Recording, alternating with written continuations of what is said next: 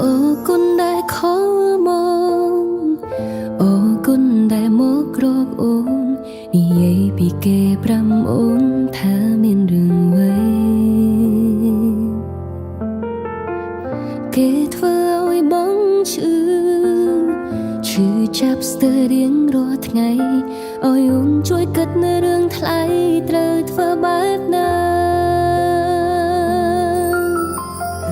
មិនបាច់មានចង់ឡើយកូនអាចឆ្លើយខ្លួនឯងបានដែរព្រោះគេត្រឹមតែនោះដែលមិនស្មងនឹងបងឲ្យអូនត្រូវធ្វើបែបណាមកជីវ៉ាមិនតន់អងចង់ដឹងចិនថ្លៃខ្សែភ្នែកចលនាបងនៅមានគេចាប់ដៃស្ងួននឹងរួនប្រាប់បងកុំ